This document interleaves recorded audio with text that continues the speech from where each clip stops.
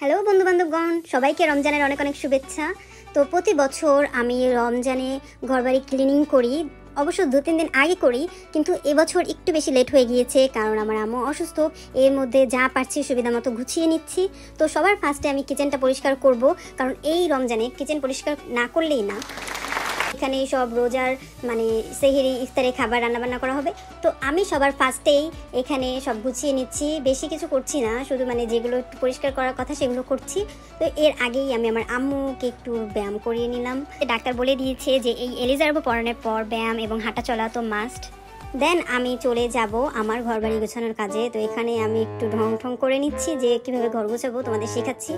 গুছাতে নিয়েও খুব আলসামি লাগতেছিল, কিছু করার নেই, তাও গুছাতে হবে, যেহেতু সব নামিয়ে ফেলছে। এখন না গুছিয়ে আর যাবো কোথায়? এখন আমার খুব কষ্ট করে গুছাইতে হইতেছে, এরকম করতেছি।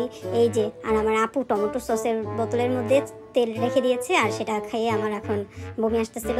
যাই হোক, তাও গুছিয়ে যাচ্ছি। সুযোগে আমি একটু ঘুমিয়ে নিলাম কেউ না আসা পর্যন্ত। এই যে চুলার মধ্যে আপু পানি গরম করে রেখেছে, কিন্তু এত বড় পাতিল আমি নামাতে পারছি না, গুছাতেও পারছি না। আর এই মেয়ে তো খালি বকবক করতেই আছে, ফোনে বকবক করতেই আছে। আমার আর কিছু করার নাই, আমার একাই সব কাজ করতে হবে। তো আমি কাজ শুরু করে দিই, বেশি কথা না বাড়িয়ে এগুলো মুছিয়ে সুন্দর করে উপরে তাকে রেখে দিব। এর থেকে বেশি কিছু আর নামাবো না ভাবলাম, কিন্তু আস্তে আস্তে সব কাজই করে ফেলতেছি, দেখতেছি। তো সব কিছু সুন্দর করে মুছতেছি, ঘুষতেছি। আর এই যে এখন তাকে রাখার পালা। তো আমি উপরে উঠে সুন্দর করে এগুলো ঝাড়ু মারু দিয়ে আবার সুন্দর করে মুছে সুন্দর করে গুছিয়ে রাখতেছি। যেগুলো প্রয়োজনীয় সেগুলো সামনে রাখতেছি, আর যেগুলো অপ্রয়োজনীয় সেগুলো পিছনে রাখতেছি। আমাদের রান্নাঘরটা অনেক ছোট, কিন্তু কিছু করার নাই, এতটুকু কাজ সারিয়ে নিতে হবে। অনেক বড় হলেও তখনও আমাদের চাহিদা পূরণ হবে না, তখন আরও বড় লাগবে। তো এতটুকু যথেষ্ট।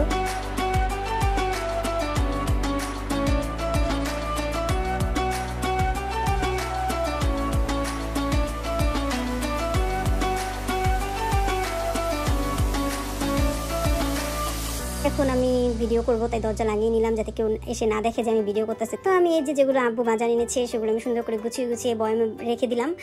আর এই আব্বু একসাথে তেজপাতা, গরম মশলা সব একসাথে নিয়ে আসছে। তো আমি একটুখানি বসে তেজপাতা, গরম মশলা, দারুচিনি সব আলাদা করতেছিলাম। এখানে সবাই হেল্প করতেছে আমাকে। আপু গুছানো শুরু করছে। আমি এখন অনেক বেশি টায়ার্ড হয়ে গেছি, তাই একটু পানিও খাই নিলাম। রোজায় আছি সারাদিন, সন্ধ্যার সময় তো একটুখানি পানি বেশি করে খেতেই হবে। তো এরপরে আবার উঠে পড়ে রাখলাম ঘরবাড়ি গুছানোর মিশনে। আর এখানে আমি হাতের কাছে যা পাচ্ছি খেয়ে নিচ্ছি, আবার কাজ করতেছি, আবার খাচ্ছি, আবার ঘর গুছাচ্ছি। আর এখানে আমি খাওয়া দাওয়ার সময় আপুকে লিড করতেছি কেমনি কী করতে হবে। এই রুটি মেকারটা অনেকদিন ধরে নিচে পড়ে আছে, এটা দিয়ে আমরা রুটি বানাইও না। তো এটাকে আমরা ভাবছি কোনো তাকের উপরে একবারে কোনায় রেখে দিব। তো এই তো এটাকে এখন একবারে বিদায় জানানোর পালা। তো এটা উপরে রেখে দিয়েছি। এখন আমার অনেকটা ঘর গোছানো শেষ হয়ে গিয়েছে। তো আমাদের রান্নাঘরটা ডিপ ক্লিন করা হয়ে গিয়েছে, আর রান্নাঘরের ফাইনাল লুক এটা।